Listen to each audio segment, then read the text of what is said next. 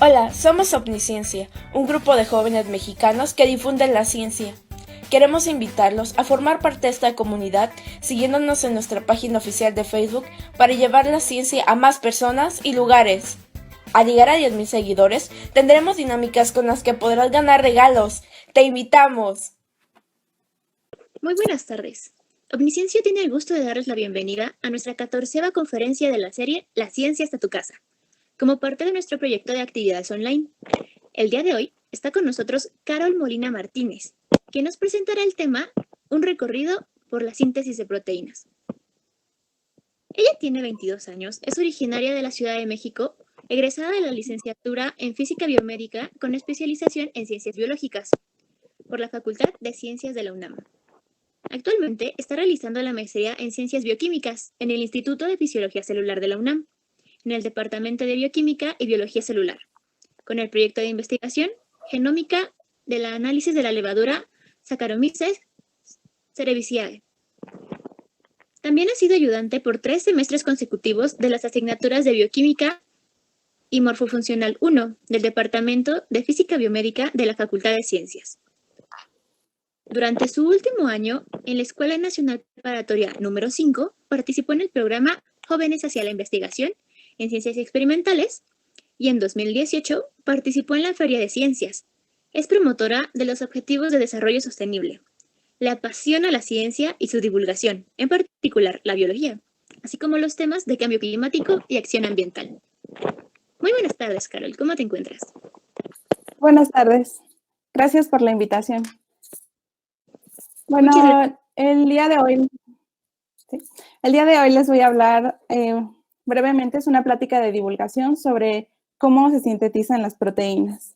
Igual, si quieren que profundice en alguna cuestión o les van surgiendo dudas, como les comentaron, las pueden ir colocando en el chat.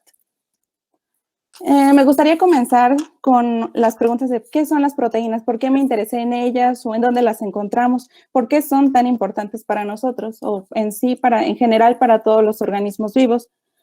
Un ejemplo, las luciérnagas, por ejemplo, la luminiscencia que se observa es debido a la interacción de proteínas conocidas como luciferinas con enzimas conocidas como luciferasas. Esto da este fenómeno de bioluminiscencia. Un ejemplo más que podemos ver se encuentra en la queratina, que es una proteína estructural de las escamas, de nuestro cabello, de las uñas y, por ejemplo, de cuernos de animales como el rinoceronte negro, que es el que muestro aquí en pantalla.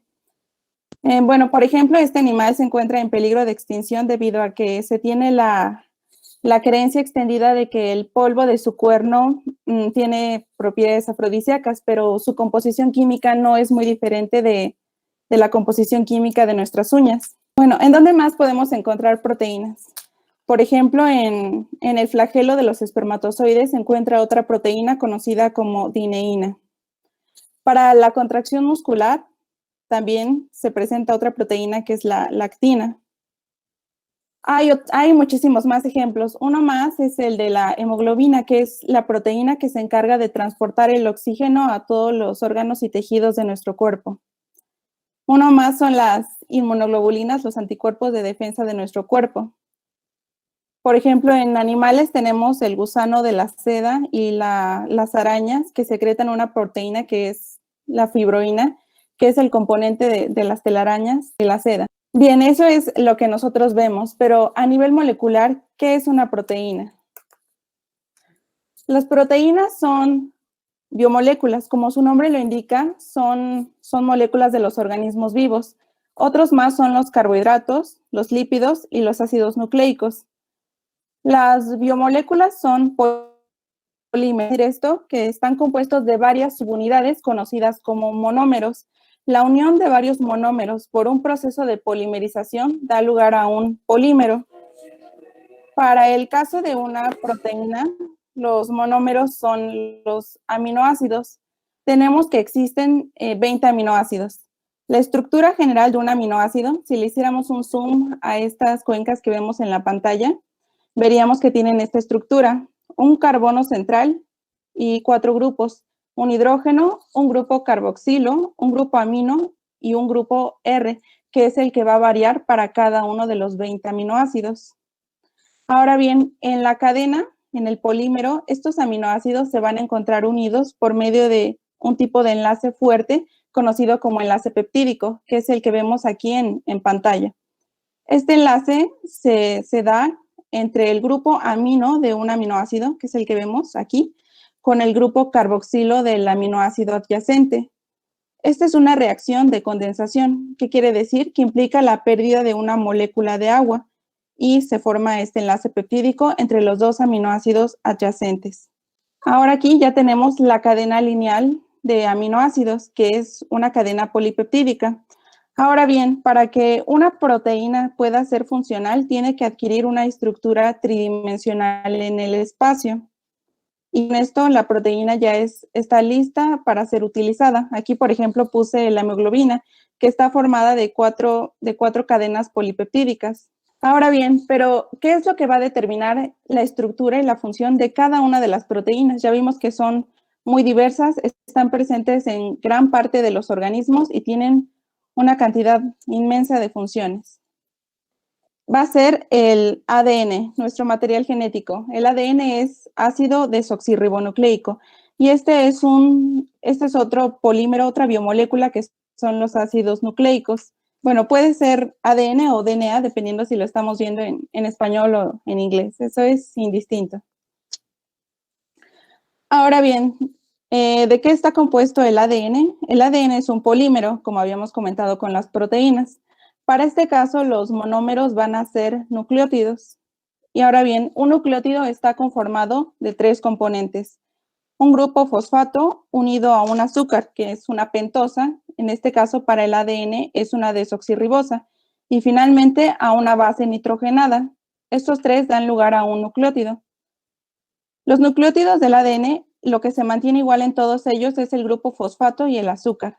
Lo que va a ir variando con cada uno de ellos es la base nitrogenada, y tenemos de 2 tipos. Las purinas, que son la adenina y la guanina, que están compuestas de 2 anillos cíclicos, y las pirimidinas, que son la citosina y la timina, que están compuestas solo de un anillo. Ahora bien, en los aminoácidos habíamos comentado que los aminoácidos adyacentes se unen entre sí por medio de enlaces peptídicos. Para el caso del ADN, los nucleótidos adyacentes se van a ir uniendo por medio de un enlace conocido como enlace fosfodiéster. ¿Cómo se da este enlace? Tenemos aquí un nucleótido. Si lo ven en pantalla, es una pentosa con su base nitrogenada y su grupo fosfato. Y en la parte inferior está igual el otro nucleótido, el grupo fosfato y la base nitrogenada. ¿Qué es lo que va a ocurrir? Bueno, el grupo hidroxilo del tercer carbono de la ribosa de un nucleótido va a interactuar con el fosfato del nucleótido adyacente, liberando un agua, que es la que vemos aquí. También se trata de una reacción de condensación y es así como se van uniendo los nucleótidos adyacentes. En la imagen izquierda tenemos la simplificación. El esqueleto como tal es el fosfato y el azúcar, que como les comenté, son los mismos para todos los nucleótidos. Lo único que va a ir variando es la base nitrogenada. Aquí es una hebra de ADN. Pero si recuerdan o si han visto, el ADN no está compuesto solo de una hebra. Es una doble hélice, son 2 hebras. Y ahora, ¿cómo se da esto? Las hebras complementarias se encuentran unidas por medio de un tipo de interacción conocida como puentes de hidrógeno. Los puentes de hidrógeno se establecen entre las bases nitrogenadas. Las adeninas siempre van a estar apareadas con timinas por medio de 2 puentes de hidrógeno, mientras que las citosinas siempre van a estar apareadas con una guanina, por medio de 3 puentes de hidrógeno. Este tipo de interacciones son débiles, pero si se dan cuenta, para que las 2 hebras se mantengan unidas, ¿cuántas interacciones tenemos? Por cada par de bases complementarias están las interacciones. Entonces, la unión de todas ellas, pues es lo que hace la fuerza y mantiene la estabilidad del ADN. Una memotecnia para recordar esta interacción que se conocen como reglas de Chargaff, que las adeninas siempre van con las timinas, los palitos con los palitos y las curvas con las curvas, las citosinas con las guaninas. Ahora bien, aquí hay un concepto importante que tenemos que considerar para poder entender lo que viene a continuación, que es la direccionalidad de las hebras. ¿Qué es lo que vemos aquí en pantalla? Son las dos hebras. Aquí tenemos el esqueleto que está compuesto de los azúcares ribosas y los grupos fosfato, y las bases nitrogenadas, que se encuentran unidas por medio de puentes de hidrógeno. Pero ahora, son hebras complementarias y antiparalelas. Una va en dirección 5' a 3' y la otra en dirección 3' a 5'. Y se preguntarán, ¿qué es lo que determina esos números? ¿De dónde vienen esos números? Pues vienen aquí tenemos la estructura de la ribosa, que está compuesta de 5 carbonos. Tenemos que en el extremo de esta hebra, la que vemos en pantalla en el lado izquierdo, el extremo 5', ¿qué es lo que tenemos? Un grupo fosfato. Mientras que en el extremo 3' de la hebra izquierda, ¿qué es lo que hay? Un grupo hidroxilo. Por el otro lado, en la hebra complemento o antiparalela, tenemos en el lado superior el extremo 3', donde hay un hidroxilo libre, y en el otro lado, en el final de la diapositiva, ¿qué es lo que vemos? El extremo 5' de la hebra. Igual aquí en la imagen es lo mismo. Si en el lado 5' empezamos con una T, ¿qué tiene que haber en el lado 3' de la hebra complemento? Una A. Y así son las dos hebras complementarias y antiparalelas. Es decir, que las hebras tienen direccionalidad. Y bueno, sí, como vamos a ver aquí, va a haber muchos memes. Pero ahora, ¿en dónde se encuentra este material genético? Hay que recordar aquí la célula. ¿Qué es una célula? Pues es la unidad estructural y funcional de los seres vivos. Tenemos, si recuerdan, que hay de dos tipos, las eucariotas y las procariotas. Una de las principales diferencias entre ambos tipos es encuentra su material genético. Las procariotas son más sencillas y son las células, por ejemplo, de las bacterias. El material genético no está en un organelo como tal, sino que se encuentra disperso en el citoplasma en lo que se conoce como el nucleoide. Mientras que en las células eucariotas, por ejemplo, las nuestras, el material genético se encuentra contenido en un organelo que es el núcleo, que es el que vemos aquí en pantalla. Pero ahora bien, les dije que el ADN era el que determinaba la secuencia de aminoácidos en consecuencia de una proteína. Pero ¿cómo ocurre esto? ¿Cómo es que pasamos de un lenguaje de ADN que está compuesto de 4 letras? Bueno, aquí estamos omitiendo el azúcar desoxirribosa y el fosfato porque son los mismos para todos los nucleótidos.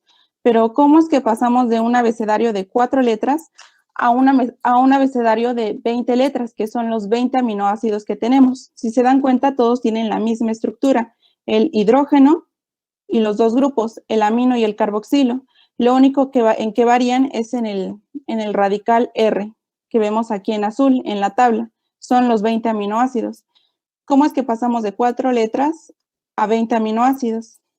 Para eso vamos a tocar el dogma central de la biología molecular que fue propuesto por Watson y Crick, y este nos va a indicar el flujo de la información.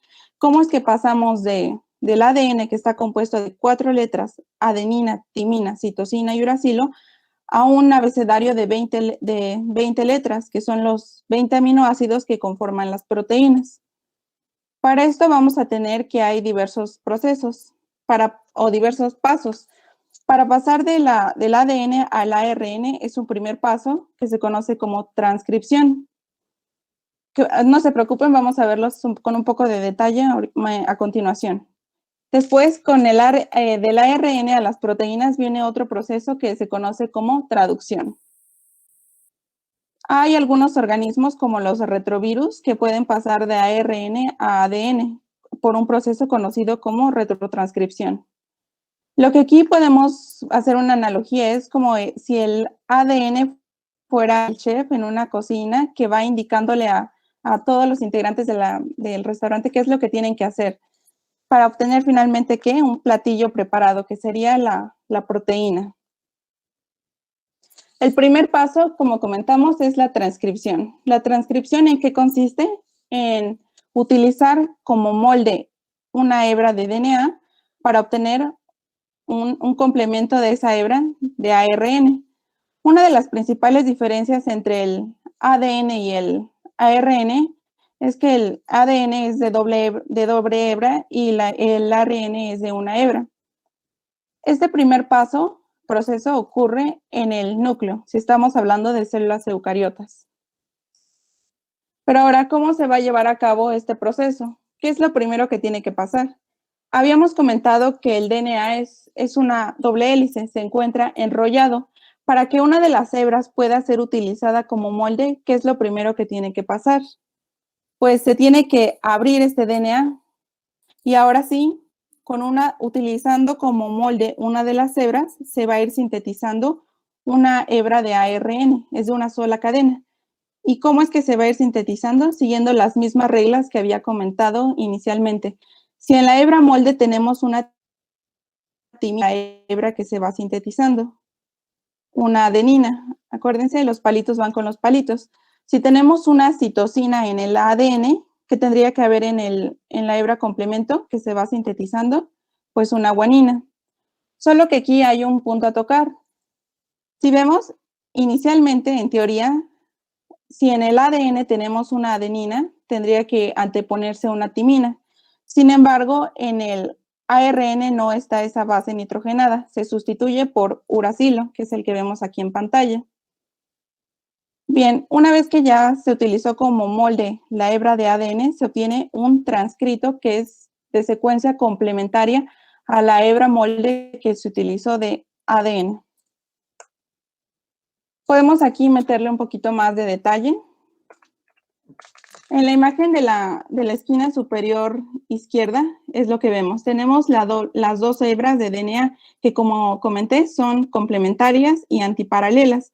Una va en la dirección 5' a 3' y la otra hebra va en la dirección 3', 5'.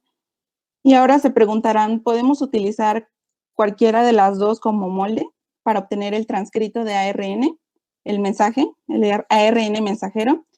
Pues se utiliza la hebra que va en dirección 3', 5', templado. Esto porque las enzimas que van agregando los nucleótidos a la hebra que se va sintetizando se conocen como polimerasas. Como les comenté, van polimerizando la nueva hebra. Y como lo que polimerizan es una nueva hebra de ARN, se conocen como ARN polimerasas. Y estas son las enzimas que van creando esta nueva hebra. Y la van haciendo en dirección 5' a 3'. Es por eso que, bueno, a veces se preguntan, ¿cuál es el sentido de la vida? Es 5', 3'. Es la dirección en la que se van sintetizando los ARNs mensajeros. Ahora bien, aquí en la imagen inferior, ¿qué es lo que vemos? Tenemos aquí lo que se ve en azul, esa molécula es la ARN polimerasa. ¿Qué es lo que va a pasar? Se va a meter esta doble hélice de ADN por ella. Y esta enzima tiene una actividad de helicasa que se encarga de abrir esa doble hélice para que queden expuestas las bases y por complementariedad de bases se vaya creando este ARN mensajero, que es el que vemos aquí en azul.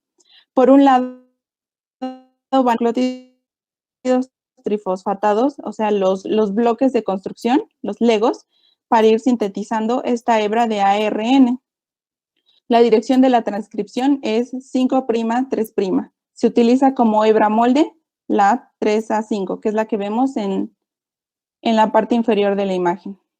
Ahora, ¿en qué parte o cómo se sabe dónde tiene que iniciar la transcripción? Si recuerdan, si extendiéramos el DNA, sería de 2 metros extendido. Pero ahora, la síntesis, la transcripción, inicia en una región conocida como promotor, que es la que vemos aquí. Son secuencias conservadas en todos los organismos. Ahí es donde esta polimerasa, esta enzima ARN polimerasa se va a anclar y va a comenzar a abrir la doble hélice. Aquí podemos ir siguiendo los pasos. Va a ir abriendo la doble hélice, es transitoria, se va a ir cerrando conforme se vaya sintetizando, tomando como molde, se va a ir sintetizando el ARN mensajero, que es aquí, la molécula azul, y va a ir recorriendo la doble hélice. Y si ven, se va a ir cerrando. va abriendo, sintetizando y cerrando por detrás. ¿En qué punto termina la transcripción? También hay secuencias conocidas como terminado, indican a la ARN polimerasa en donde debe concluir la síntesis. Una vez que ya termina el proceso, ¿qué es lo que obtenemos? Un transcrito de ARN mensajero y la polimerasa se libera, dejando intacta la doble hélice de ADN. El material genético no sufre modificaciones. Aquí en amarillo lo que alcanzan a distinguir es el factor sigma, que es un componente de la ARN polimerasa que facilita el reconocimiento de la región promotora para dar inicio a la transcripción. Ahora bien, ¿qué es lo que obtuvimos de este proceso de transcripción? Un ARN mensajero, el mensaje, que es una sola hebra de ARN. ¿Cuál sería el siguiente paso del dogma central? Pasar a la traducción. Pero antes de que se pase a la traducción, este ARN mensajero, el mensaje, tiene que madurar. ¿En qué consiste esta maduración o procesamiento del ARN mensajero? Bueno, aquí en pantalla lo que vemos es un gen. Un gen es una secuencia que va a codificar para un producto funcional, que puede ser una proteína o un ARN. Está compuesto de regiones conocidas como exones, que son la parte codificante, e intrones, que son partes que no codifican. Para madurarlo, uno de los pasos consiste en quitar esas regiones que no codifican, que son regulatorias, por un proceso que se conoce como splicing, que es el que vemos aquí. Removemos esos intrones y dejamos solamente los exones. Otra de las modificaciones que se hace es poner una cola de poliadeninas, en el extremo 3' de ese mensaje. La otra más es aquí, en el extremo 5' se le pone un capuchón, un cap, de guanosina metilada. Ahora, ¿por qué se hace este procesamiento o maduración? Tenemos que dejar el mensaje pues solo con las regiones que van a ser las codificantes. Tenemos que marcar, se tiene que marcar el inicio y el fin de ese mensaje y también para darle estabilidad y protección, para evitar que enzimas conocidas como nucleograden. Ahora viene el siguiente paso del dogma central, que es la traducción. ¿Qué es lo que pasa aquí? Tenemos aquí, ¿de dónde partimos? Del transcrito, del mensaje que obtuvimos del proceso conocido como transcripción. Este mensaje ya está maduro, ya sufrió este procesamiento que les acabo de comentar. ¿Y qué es lo que vamos a obtener al final de este proceso?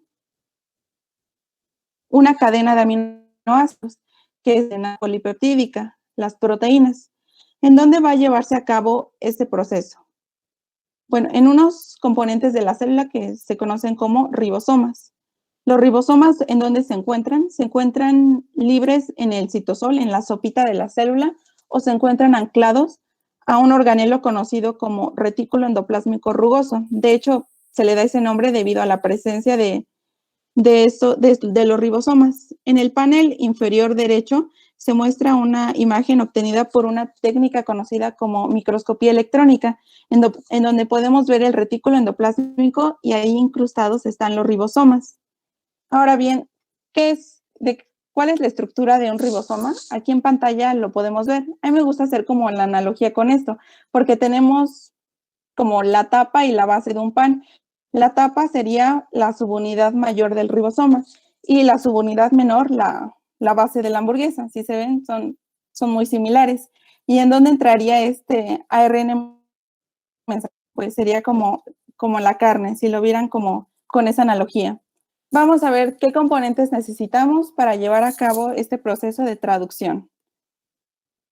Necesitamos como tal el mensaje, el ARN mensajero que se obtuvo del proceso de la transcripción. Necesitamos los bloques de construcción, que son los 20 aminoácidos que tenemos disponibles. ¿Qué más necesitamos? El ribosoma, que es el que se va a encargar de leer ese mensaje y traducirlo, por eso se le llama así, a un lenguaje de aminoácidos, que son los componentes de la proteína. Los ribosomas, a su vez, están compuestos de otro tipo de ARN, que es el ARN ribosomal, que es el que va a ir leyendo este mensaje. Otro componente más que necesitamos son los ARN de transferencia que van a ir llevando estos aminoácidos. Ahorita vamos a ver más a detalle cómo ocurre esto. Pero teniendo estos componentes que les acabo de mencionar es como vamos a obtener la cadena polipeptídica, compuesta aquí vemos de aminoácidos, que son los bloques de construcción. Ahora, ¿cómo vamos a leer este mensaje? ¿Cómo es que los ribosomas van a leer el mensaje? Pues bueno, ¿qué es lo que tenemos aquí en primera instancia? Tenemos el transcrito de ARN, el mensaje. ¿Cuál es el lenguaje? Considerando que son el azúcar, en este caso del ARN, es la ribosa y el grupo fosfato, eso no va a cambiar, por eso se omite. Lo único que va a ir variando es la letra, si son adeninas, uracilos, citosinas y guaninas. Y ahora, el ribosoma lo va a ir leyendo de 3 en 3 letras. Ese es el lenguaje, podría decirse. A estas 3 letras se les conoce como tripletes o codones. Vamos a ir leyendo de 3 en 3, de 3 tripletes o de 3 codones. Y cada uno de estos tripletes va a codificar para un aminoácido particular. Ya existen tablas que se encuentran, por ejemplo, este es una, donde, ¿qué tenemos aquí? Una A, una U y una G. Si se dan cuenta, la A, la segunda letra es una U y la tercera letra es una G. Pues este triplete va a codificar para una metionina. Y otro ejemplo, tenemos una C, una A y una U, pues se codifica para una histidina. Aquí, por lo que vemos, son las 2 subunidades del ribosoma y se va a introducir este mensaje. Y bueno, aquí vamos a ir viendo más a detalle qué es lo que va a pasar. Aquí participan los ARN de transferencia. ¿Qué es lo que va a tener un ARN de transferencia? Va a tener una secuencia complementaria al mensaje. Por ejemplo, aquí empezamos con AUG. El codón es AUG en el mensaje. ¿Qué es lo que tendría que haber en el complemento? Un U, una A y una C. Entonces, lo que se necesita es un ARN de transferencia que tenga esa secuencia complemento. Por un lado, el ARN tiene el anticodón, así se le conoce a la secuencia complemento, y por el otro lado, trae a un aminoácido, que es el que codifica para estas, que es el que resulta de este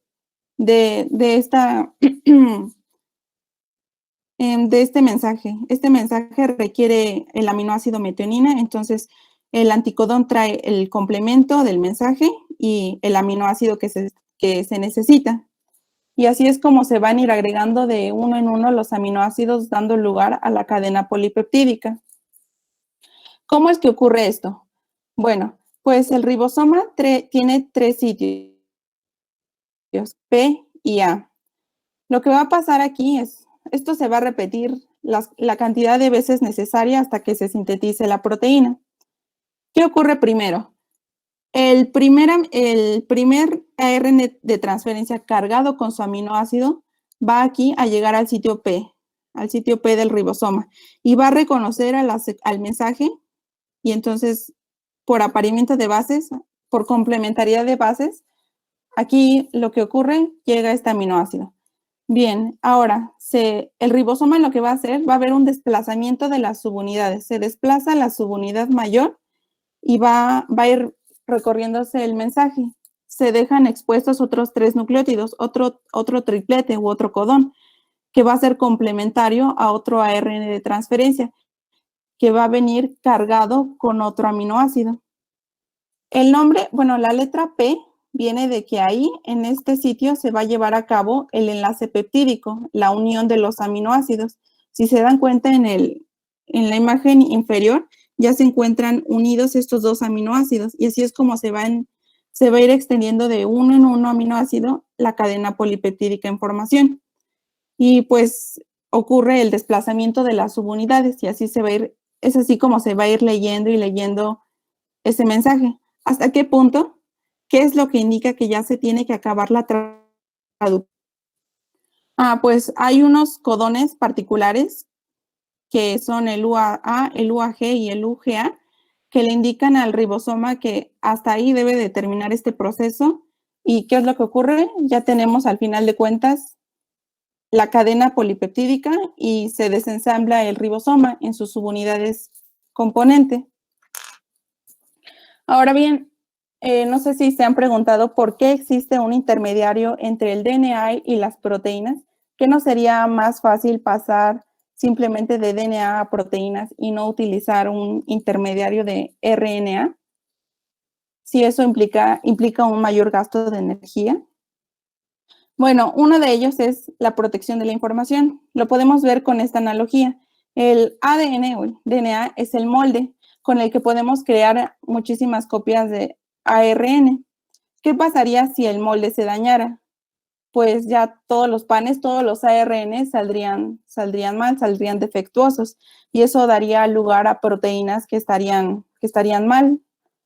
Por otro lado, ¿qué pasa si nada más un pan sale mal? Pues este pan se desecharía y la célula tiene mecanismos especializados para degradar a los ARNs que presenten algún daño.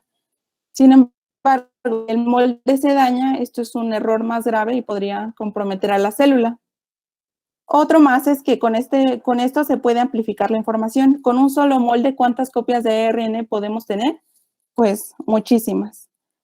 Hablando también de la localización, en células eucariotas, en donde comenté que ocurría la transcripción, en el núcleo, de DNA se pasaba a RNA mensajero por el proceso de transcripción.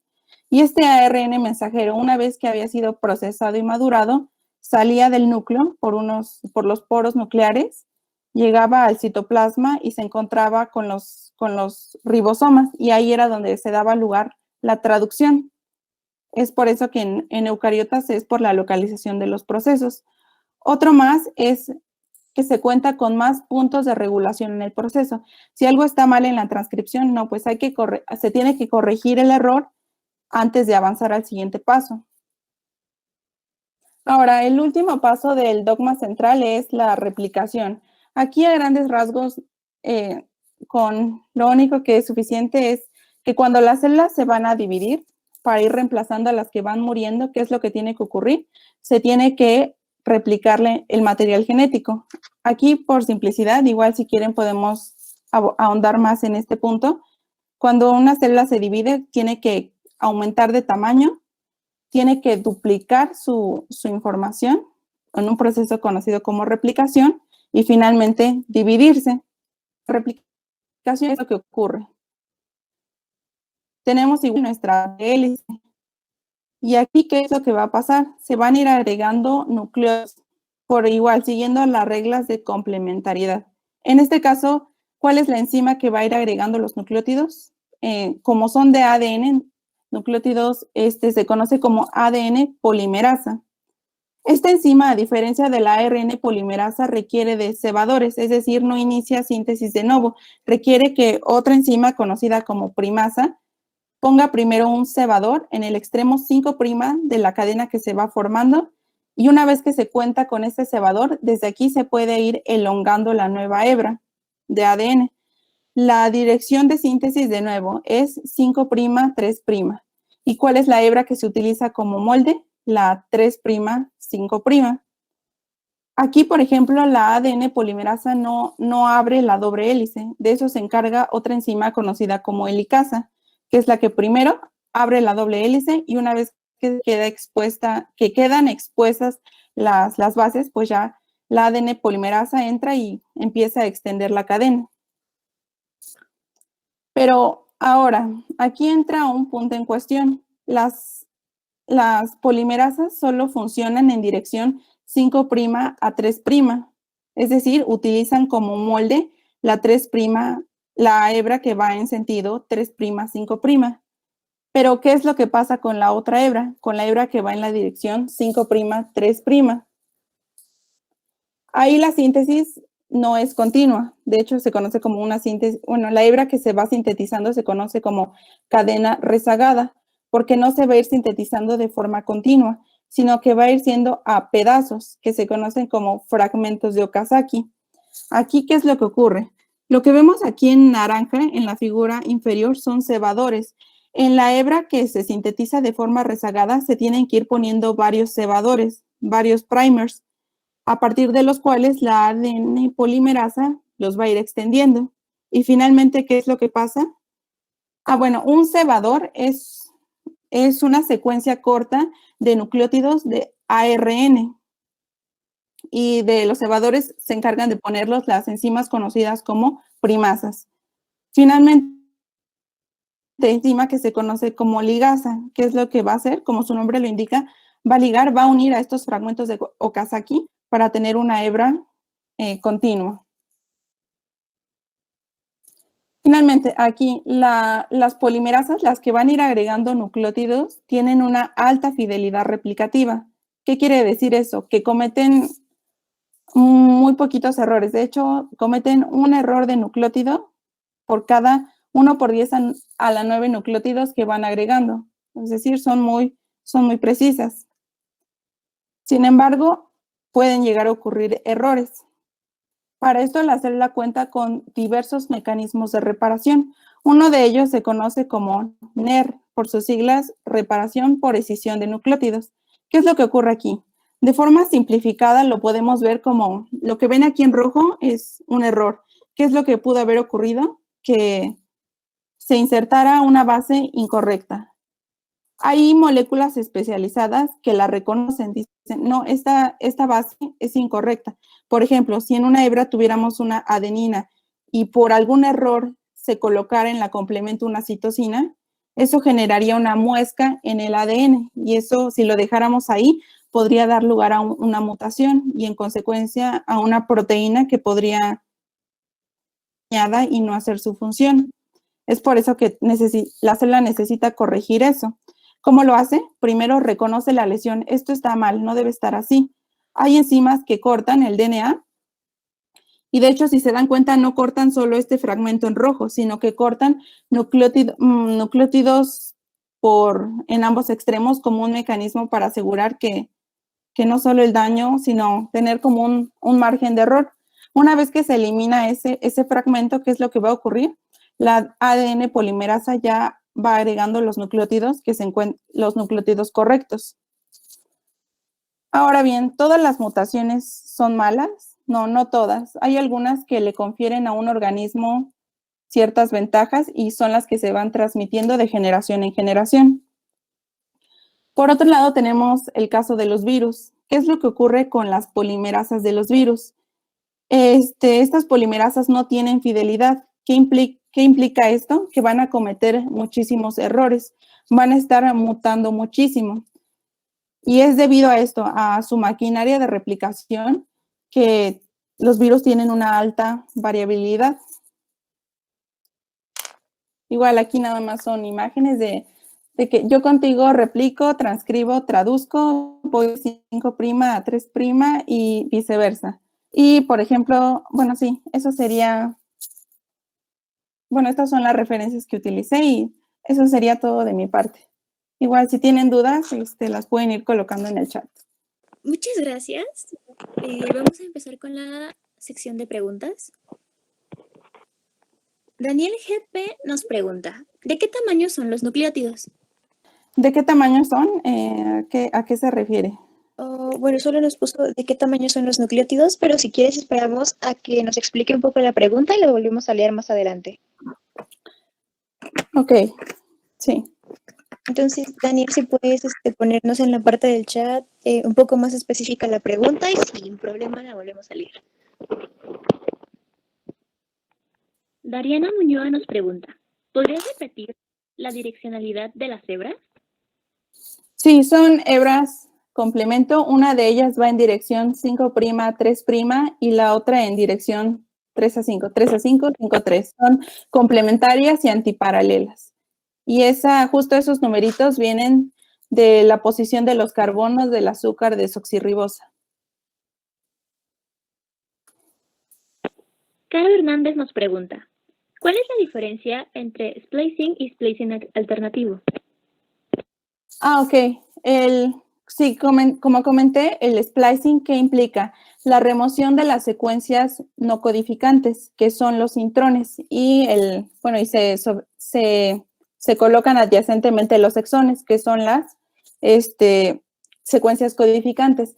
Pero, ¿qué es lo que ocurre en el splicing alternativo? En este también se pueden retirar exones para dar lugar a proteínas, a distintas proteínas. Es decir, si por ejemplo en la secuencia inicial tuviéramos 4 exones, podríamos dar lugar a distintos mensajes. Uno que nada más tuviera 3 exones, otro que tuviera 2 exones. Podemos quitar exones de más en el splicing alternativo. Y eso da lugar a proteínas diferentes. Daniel GP, ¿qué pasa si no se quitan todos los intrones? ¿Qué pasa si no se quitan todos los intrones? Bueno, había leído que algunos intrones también tienen secuencias regulatorias, pero podríamos investigar más al respecto en esa pregunta. Si gustas, igual podemos esperar a que la pongan un poco más explícita. Isela Saide Diosdado Parada nos pregunta, ¿por qué los ribosomas no están en un lugar fijo?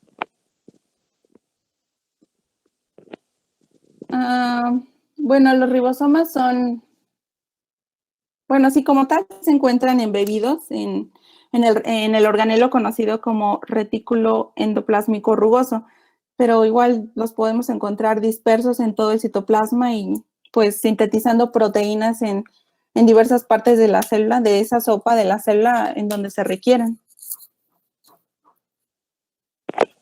También nos pregunta, ¿el ARN siempre lleva el mismo aminoácido?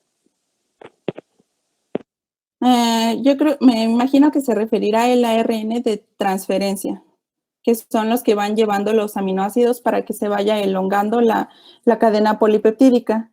Y bueno, no, cada ARN de transferencia, si se acuerdan, tiene una secuencia complementaria al mensaje. Y pues, si recuerdan, son 20 aminoácidos. Tendría que llevar, cada ARN de transferencia tiene un aminoácido particular que carga para tener justamente esos 20 aminoácidos en la cadena polipeptídica. Son distintos. David Morales Bernal nos pregunta, ¿qué es un cebador? Bueno, esa la había igual contestado. Las ADN polimerasas, esas enzimas no sintetizan de nuevo. ¿Qué es lo que quiere decir? Que necesitan de un fragmento inicial, el cebador o primer, que es una secuencia corta de nucleótidos que se coloca al inicio de la hebra que se está sintetizando. Y son secuencias cortas de nucleótidos de ARN, que posteriormente son sustituidos por otra enzima por secuencias de nucleótidos de ADN y finalmente la ligasa va a unirlos. Veneira Herrera, ¿cómo se replica el ADN en los virus? Bueno, las enzimas y mecanismos de replicación en virus no tengo ahorita información más en concreto, entonces sería mejor igual hacer un infograma con eso. De acuerdo, entonces para esta pregunta vamos a hacer algún material que podemos subir a la página de Omnisciencia y en esa página la pueden consultar. Anthony Corella nos pregunta, dices que las mutaciones se pasan de generación en generación. ¿Es casi como hablar de inmunidad? ¿Cómo hablar de qué?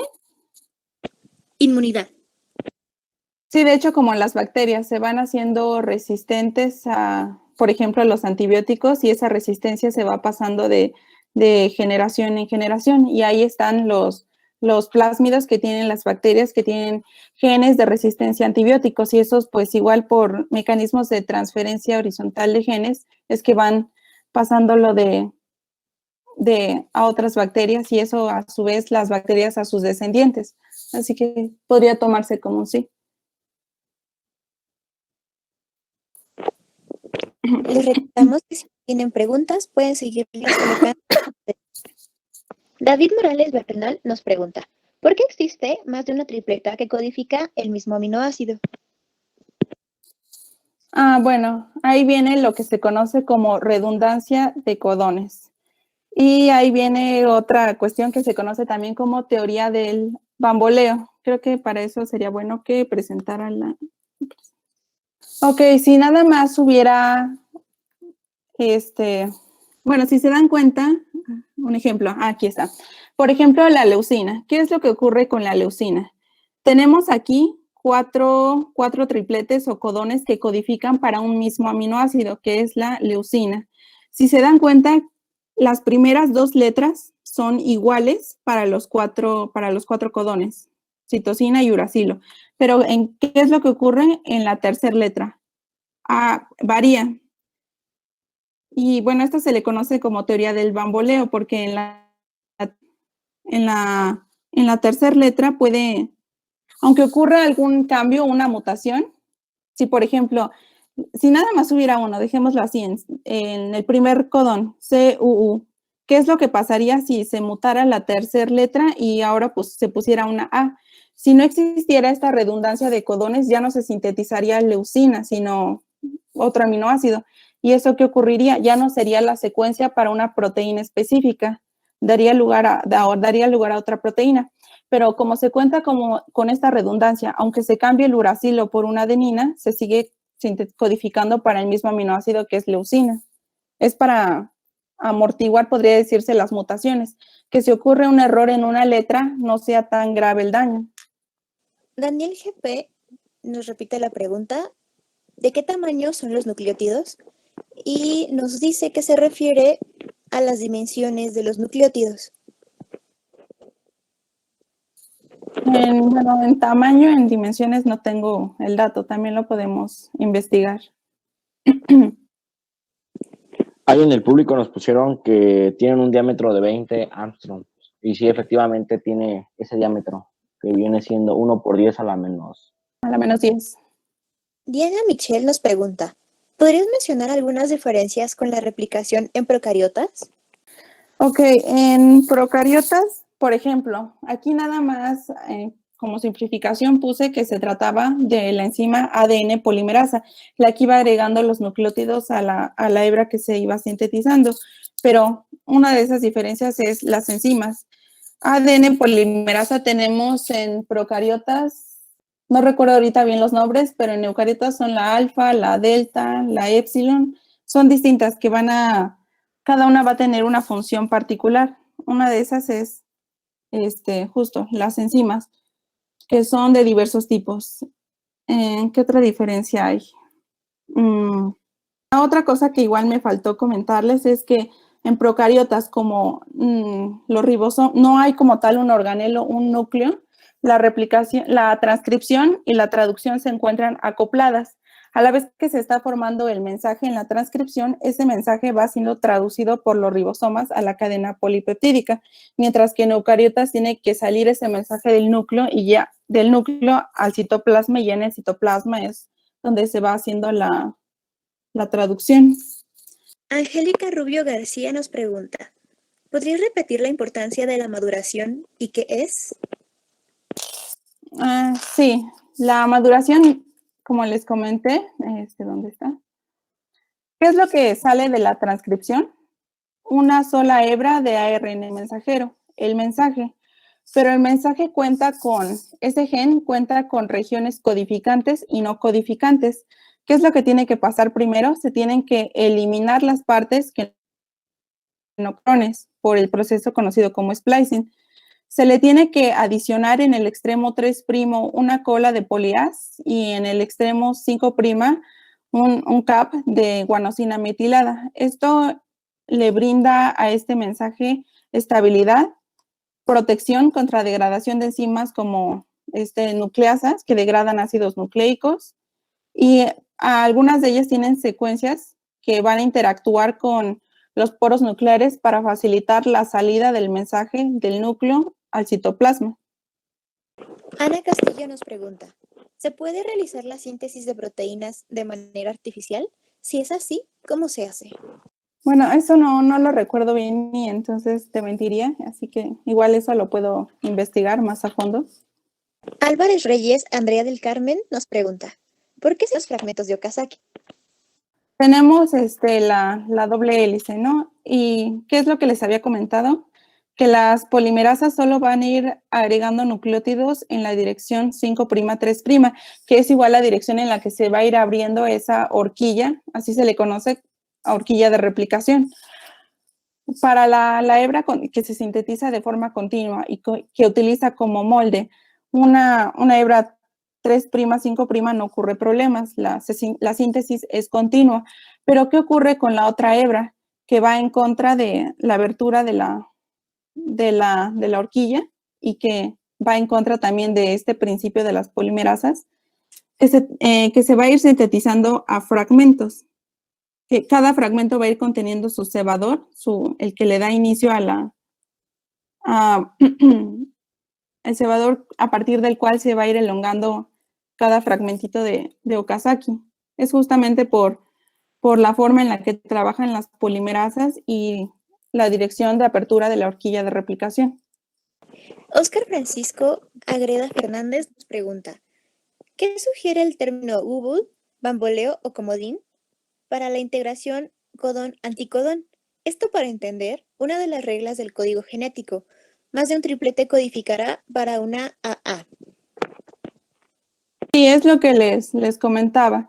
La teoría del bamboleo es que en la tercera posición de los codones, como volvemos al caso de leucina, que aquí vemos que hay 4 codones que codifican para este aminoácido, que es lo que va a ocurrir, que en la tercera posición se tiene como una mayor libertad para que se interactúe con el nucleótido complemento de la RN transferencia. Así que de ahí viene como comentan aquí, una regla del código genético que es la redundancia, que hay varios codones que codifican para un mismo aminoácido. Y esto, como comentaba, permite que si hay alguna mutación en la tercera base, el efecto no sea tan grave para la célula, sino que si ocurre, como comenté, si se cambia la U por una A, se sigue sintetizando este mismo aminoácido. Hay mayor libertad en la tercera posición del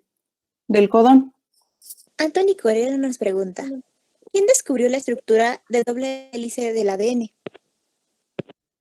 Bueno, esa es una historia, pero lo que viene registrado, que son premio Nobel, fueron Watson y Crick, que también formularon el dogma central de la biología molecular, y Wilkins. Pero para poder determinar esa estructura, tomaron los datos obtenidos por Rosalind Franklin, que realizó cristalografía de rayos X para determinar la doble hélice del ADN, pero bueno, tristemente a ella no le dieron el crédito y no está como premio Nobel. Bueno, sí, aquí igual comentaron lo de los virus, qué es lo que hacen los virus. Y sí, los virus infectan a una célula y qué es lo que hacen, introducen su material genético en la célula. Por ejemplo, los retrovirus tienen, su material genético está compuesto de una sola hebra de ARN. Y esta hebra, por el mecanismo de retrotranscripción, que es lo que va a sintetizar, una hebra complemento, pero ahora de DNA, es al revés, por eso es retrotranscripción. Y esa hebra de DNA, ¿qué es lo que va a hacer? Se va a insertar en el genoma del organismo huésped que haya infectado. Y sí, se me había pasado, secuestra los mecanismos de replicación de la célula huésped y se va sintetizando sus proteínas. Y ahí hay, por ejemplo, dos ciclos, que es el lítico y el isogénico, que puede estar ahí latente, el virus creando más y más copias, o puede, sin como tal, matar a la célula, o puede, en el otro caso, degradar a la célula y pues expulsar, ir invadiendo más células. Bueno, Carol, muchas gracias. Por el chat estás recibiendo muchas felicitaciones. Al público le encantó la presentación, le encantó tu explicación. Creo que sí, realmente fue una presentación increíblemente dinámica. Los memes son una parte muy buena, un complemento. Y bueno, pues si gustas ver la parte de los mensajes, hay muchos dirigidos, excelente presentación, muy, muy bien explicado, felicidades, increíble conferencia, muchas gracias, estuvo increíble. Y bueno, Carol, de parte de Omnisciencia, te damos las gracias por esta increíble conferencia de un tema que me parece cuando lo empezamos a estudiar suena muy complejo, pero creo que esta fue una conferencia para resolvernos todas las dudas que teníamos. Sí, igual si quieren les podemos compartir la presentación por si les sirve de algo o quieren los memes o algo así. Muchas gracias. Entonces, si gustan, para hacer llegar la presentación, mándenos un correo a contacto.omnisciencia@gmail.com. Lo repito, contacto.omnisciencia@gmail.com. Háganos llegar su correo expresando que estuvieron en la conferencia y que les gustaría que les proporcionáramos la presentación y con mucho gusto te la hacemos llegar. Igual Ok. creo tal vez la podrías poner en el chat, el correo. Sí, lo voy a poner en el chat y también lo repito, contacto.omnisciencia@gmail.com. Y bueno, entonces de nuevo muchísimas gracias, Carol, y pasamos Gracias a ustedes. unas indicaciones del equipo de Omnisciencia.